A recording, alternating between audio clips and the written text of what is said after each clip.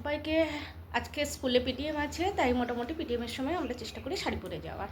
তো ভীষণ দৌড়াচ্ছি, রোজই দেরি হয়ে যায়, রোজই দৌড়াতে থাকি। হ্যালো বন্ধুরা, welcome back to my YouTube channel. আশা করি তোমরা সবাই খুব ভালো আছো। আমার নতুন আর একটি ব্লগে তোমাদের সবাইকে স্বাগত জানাই। কেমন লাগছে? মোটামুটি কোনো রকম শাড়ি পরে নিয়েছি,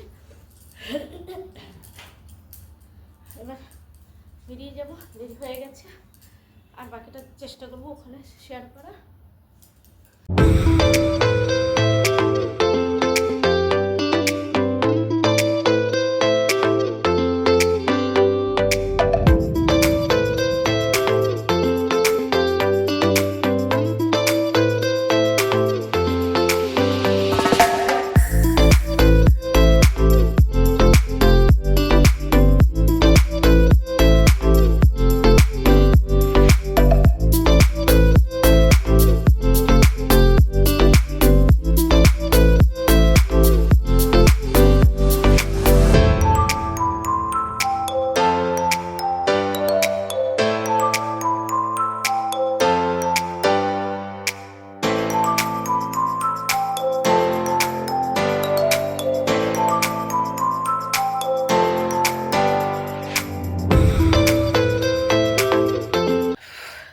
ঠকে গেছি।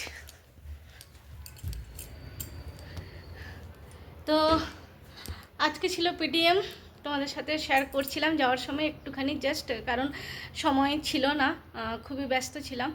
আর তাড়াহুড়ো করে যাওয়া, সবথেকে বড় সমস্যা হচ্ছে আমাদের এখানটায় রাস্তা বানানো হচ্ছে। তো রাস্তা বানানো হচ্ছে বলে মোটামুটি ছোটো গাড়ি, মানে ছোটো যে চার চাকাগুলো হয়, ছোটো গাড়ি আর বাইক স্কুটি, এগুলো তাও কোনো রকম ট্রাফিক মানে ভিড়ের মধ্য দিয়ে ধীরে ধীরে করে যেতে পারবে, কিন্তু সমস্ত বাসগুলোকে, বড় বড় গাড়িগুলোকে অন্য দিক দিয়ে নিয়ে যাচ্ছে। এবার বাইকও যে স্কুটিও যে নিয়ে যাবো, প্রচুর ট্রাফিক থাকে, প্রচুর অত্যধিক ট্রাফিক থাকে। মানে এখনও তো আমি যেতে পারছি, আজ প্রায় 2 মাস ধরে সমস্যা হচ্ছে। আর আগে গিয়েও যে কবে ঠিক হবে রাস্তা, কারণ অনেকটা লম্বা পুরো হাইওয়েটা বানানো হচ্ছে।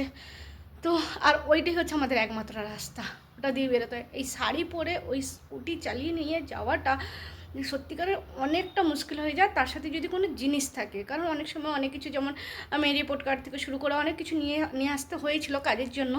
তো সমস্ত, আর শুধু আমার একা রিপোর্ট কার্ডস নয়, আরও সবার, বাকি যতজন আছে সবারই রিপোর্ট কার্ড আনতে হয়েছিল।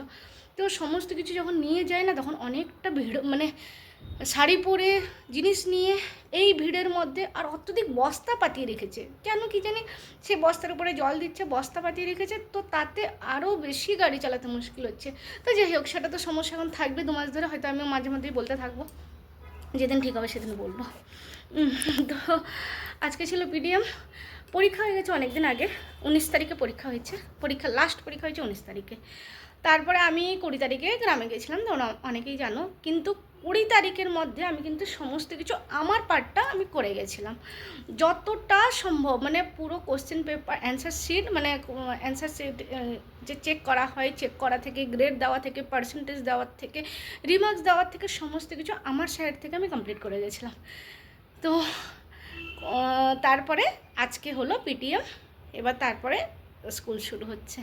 আর পিটিএম মানে তো জানো, আমি একটা হাতে ফোন ধরতেও হাত ব্যথা হচ্ছে, দাঁড়াও, একটা হাতে ফোন ধরে রেখেছিলাম না, হাতটা ব্যথা করছিল।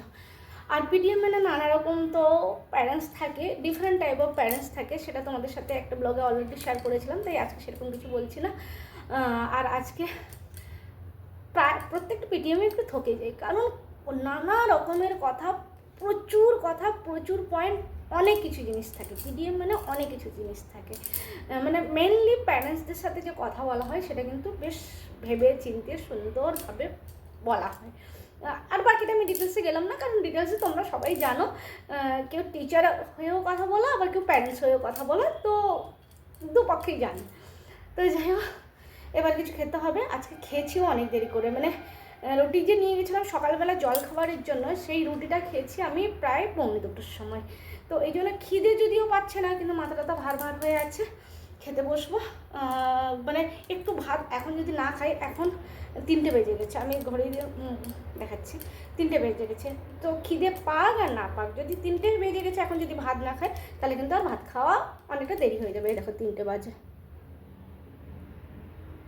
আশা করছি দেখতে পাওয়া গেছে, আর দেখতে না পাওয়া গেলেও কিছু করার নেই, আমার কথাটাই বিশ্বাস করে নিতে হবে, কারণ আমি আর বিশ্বাস করার মতো জায়গা পাচ্ছি না। তো এখন যদি না হয়েছে বললাম অনেকটা দেরি হয়ে যাবে, পুরো বেলা গড়িয়ে এসছে, কারণ শীতের বেলা মানে তাড়াতাড়ি সন্ধে হয়ে যাবে। আর আমার ডেকোরেশন কেমন ছিল, ডেকোরেশন তারপরে বোর্ড থেকে শুরু করে আমি এবারে পুরো ভিডিও বানাতে পারিনি, নাহলে পুরো ভিডিও বানাতাম। আর তবে হ্যাঁ, স্কুলের ব্যাপার তো শেয়ার করাটাও যায় না। তো বেশ, আর আমার মুখটা কালো কালো হয়ে গেছে, তাই না? তো বন্ধুরা, কেমন লাগলো বলো আমার আজকে পিডিএমের ব্লগ? যদি তোমাদের ভালো লাগে তাহলে অবশ্যই লাইক কমেন্ট করো। টাটা বাই বাই, সবাই খুব ভালো থাকো, হ্যাপি থাকো, আর খুব ভালোভাবে ঠান্ডাটা এনজয় করো। যার যেখানে যেমন ঠান্ডাটা এনজয় করো। আমি এখানটা ভেবে গেছিলাম যে আমি সোয়েটার পরে যাচ্ছি, বাট হয়তো এতটা ঠান্ডা লাগবে না, সোয়েটারটা খুলে বসবো, কিন্তু এত ঠান্ডা লাগছিল ভেতরে, মানে ঘরের রুমের ভেতরে, রুমের বাইরে কিন্তু তাও ঠিক আছে, হয়তো 12টা বেজে গেছে, সোয়েটার চাদর খুলে ফেললেও ঠিক আছে, যেমন আমি এখন খুলে ফেলেছি, আমাকে এতটা ঠান্ডা লাগছে না। কিন্তু আমরা যে রুমটার মধ্যে বসেছিলাম সেই রুমের মধ্যে এত ঠান্ডা লাগছিল, আমি কিছুতেই সোয়েটার খুলতে পারিনি, আমি ওই রকম জোরে সোয়েটার পরে বসে আছি। তো ব্যাস, চলো টাটা বাই বাই, অনেক বকেছি, টাটা, সবাই খুব ভালো থেকো।